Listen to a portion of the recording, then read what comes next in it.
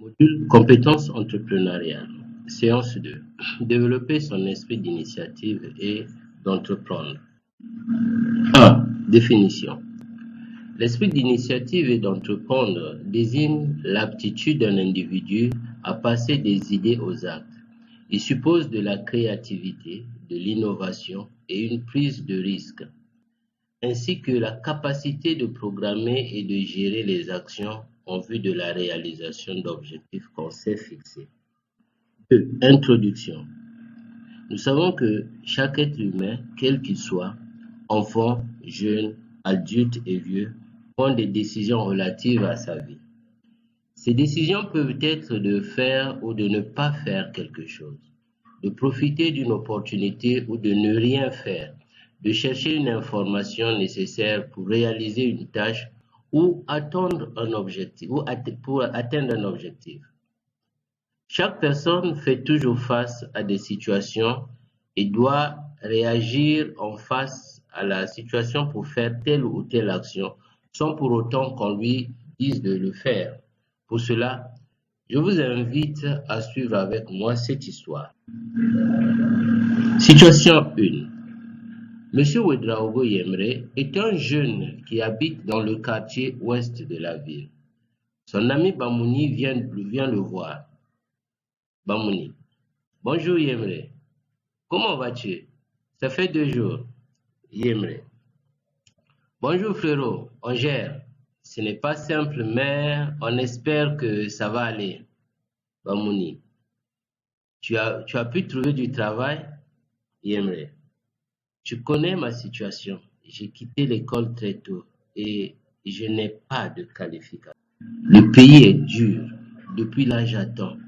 Peut-être que quelqu'un va m'apporter une bonne nouvelle ou me dire s'il y a du travail pour moi. Bamouni. Est-ce que tu as pensé à démarrer toi-même une activité qui te permettra de gagner un peu d'argent? C'est vrai. Ah bah, rien ne marche. Tout le monde se plaint. Il y a une tantine qui s'était installée au coin là, à côté de notre grain. Elle vendait pain benga, mais comme il n'y a pas marché, elle ne vient plus. Comme ça, comment trouver la force de démarrer une activité? Bamouni, il y a toujours des secteurs qui marchent où tu peux démarrer ton activité. Il suffit de bien chercher. 4. Questions. Répondez aux questions en cliquant sur le lien qui apparaît sur votre écran. 5. Conclusion. Comme vous venez de le souligner et comme nous l'avons dit au début, chaque situation nous impose de prendre des décisions. Si nous croisons les bras et ne faisons rien, les choses ne vont pas s'améliorer. Nous devons donc prendre des décisions, d'essayer des choses nouvelles.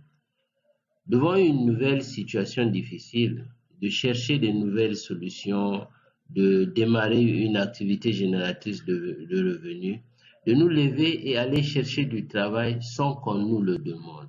Prendre de telles décisions, c'est faire preuve de l'esprit d'initiative. Suivons cette allégorie des gorilles. Dans un village, il y avait une grande montagne. On voulait organiser une compétition et voir qui arriverait au sommet de la montagne. Dans tout le village, tout le monde disait que cela était impossible. On ne pouvait pas grimper cette montagne. Le jour de la compétition, tout le monde se disait que personne n'arrivera au sommet. Lorsque le top départ fut donné, ceux qui s'étaient enregistrés pour réaliser cet exploit se sont lancés. Au bout d'un temps, plus de la moitié des candidats ont abandonné. Quelque temps après, il ne restait qu'un seul candidat dans la course. Et finalement, il a atteint le sommet. À sa descente, les gens ont voulu savoir quel était son secret. Ils se sont rendus compte qu'il était sourd et n'entendait pas du tout ce que les gens disaient. Quel enseignement on peut tirer de cette histoire? Les choses que nous qualifions d'impossibles peuvent bien être réalisables ou peuvent bien être atteintes. L'entourage peut nous décourager à atteindre ou à réaliser certains de nos objectifs. Si nous restons focalisés, nous pouvons réaliser l'impossible. 7. L'esprit d'initiative. L'esprit d'initiative et d'entreprendre désigne l'aptitude d'un individu à passer des idées aux actes.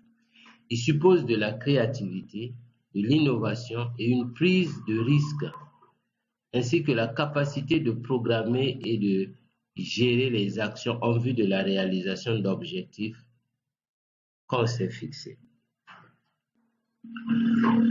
Regardons cet exemple sur l'esprit d'initiative. Monsieur Sawadogo est vendeur dans un magasin de vente de sacs à main pour femmes. Depuis un certain temps, il a constaté que les clients venaient de moins en moins dans la boutique. Les ventes ne se faisaient plus comme avant. Alors, Sawadogo a pris en photo les plus jolis sacs de la boutique. Il a ouvert une page Facebook de la boutique et un compte WhatsApp pour proposer des articles à un plus grand public. Et lorsqu'il en a informé le patron, ce dernier était quelque peu inquiet car il se disait comment pouvons-nous livrer les produits pour les clients qui étaient très éloignés de la boutique. Cependant, Sawadogo a calmé ses inquiétudes en le rassurant qu'il pourrait utiliser la moto du patron pour faire des livraisons ou encore de donner aux clients la géolocalisation de la boutique et les inviter de passer. Exemple 2. Mademoiselle Tapsuba avait arrêté ses études en classe de 5e. Après 3 ans passés sans rien faire, elle s'est décidée d'aller apprendre la couture pour s'installer à son propre compte. Cependant, ni elle ni ses parents n'avaient les moyens de lui payer les cours de couture. Voulant réaliser son rêve, elle a accepté de travailler comme femme de ménage dans une famille où elle est restée pendant 3 ans. Durant toute cette période, elle économisait une partie de ses revenus en vue de se payer ses cours de couture. Comme elle faisait bien son travail, elle avait eu au bout de la 2e année une petite augmentation de sa paie, ce qui lui a permis d'augmenter le montant de son épargne. Au bout de 3 ans, elle avait pu épargner une somme qui lui a permis de s'inscrire auprès d'un maître couturier qui donnait des formations de couture à son atelier.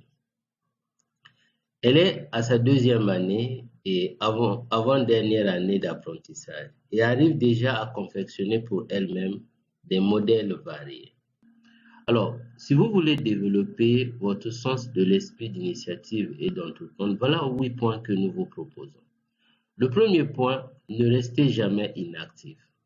Cherchez toujours des solutions innovantes et des approches plus efficaces. 2. Faites davantage que ce que l'on attend de vous. Efforcez-vous d'aller au-delà de ce que l'on attend de vous. 3. Exprimez-vous et partagez vos idées. Ne restez pas timide. Vous devez vous exprimer. 4. Faites des tests et des simulations jusqu'à ce que vous y arrivez. Si vous voulez entreprendre quelque chose, testez-le d'abord.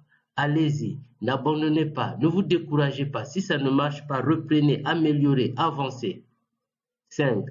Saisissez toutes les occasions qui se présentent. 6. Soyez toujours prêts. 7. Faites de l'autopromotion. 8. Posez beaucoup de questions.